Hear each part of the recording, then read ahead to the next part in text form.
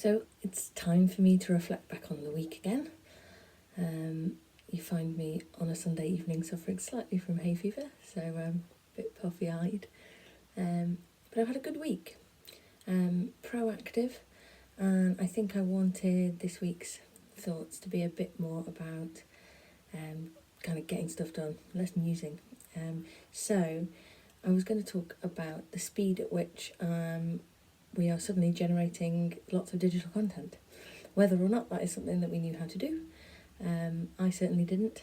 So I've been making various videos for both of the museums, the Wiltshire Museum and Salisbury, with quite different focuses in some places. I've been making videos for families with young children, for Wiltshire, because I run the Curious Kids Under 5s work there. And I have been making reminiscence resource videos. So made mainly with care settings in mind, but also the community groups that I go out to visit, Friday lunch clubs, that sort of thing, but also I work with some memory groups, etc.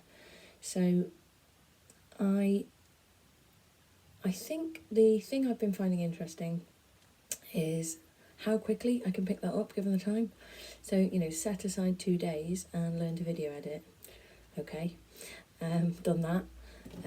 I would say that it's the speed with which it happens and the enthusiasm that it's generating in me are the two themes for the week. I'm really enjoying it. Sitting in my spare room, working with objects, photographs of objects, and kind of really thinking around what questions they might generate. The challenges are, from a digital point of view, I'm finding out lots of tricks and things that I can do, really simple ones compared to what can be done, overlaying images, cutaways, all those sorts of things. And I got carried away, I think it's fair to say. So there's 1 or 2 videos out there that have got all sorts in them.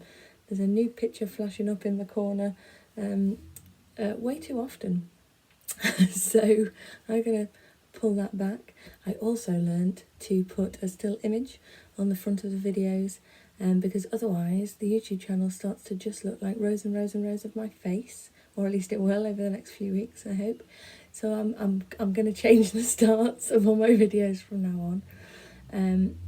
But I've learned some things very quickly. I think one of the reasons for that, in terms of feedback from the audiences that I'm aiming these videos at, is that, rightly so, I have been working in a culture where sort of really embedding consultation and taking a long time and really listening to the people you're trying to reach, all stakeholders, to build large-scale projects. There's been something really vibrant about, okay, I did ask questions, I did send a survey out to local care settings to see what they needed, but you know what, they don't have the time to reply to that at the moment.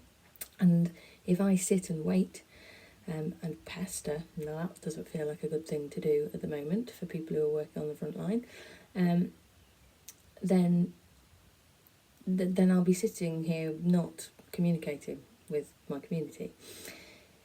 So it's been, as I said, much more fast-paced. Make a video, send it out to some people. They are much more likely to then come back to me. And of course, as you can probably already tell just from listening to this, one of the major pieces of feedback for me is, could you slow down a little bit?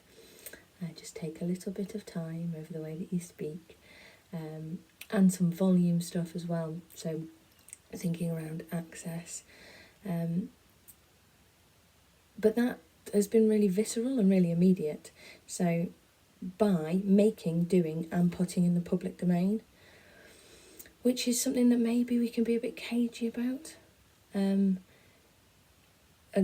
just kind of generating something that you think is part way there. I hope that if you went and looked at the Salisbury Museum or the Wiltshire Museum website or YouTube channel, and look in 4 weeks' time and look back over my reminiscence videos, I really hope that the first 2 might look a bit ropey in comparison to the last ones.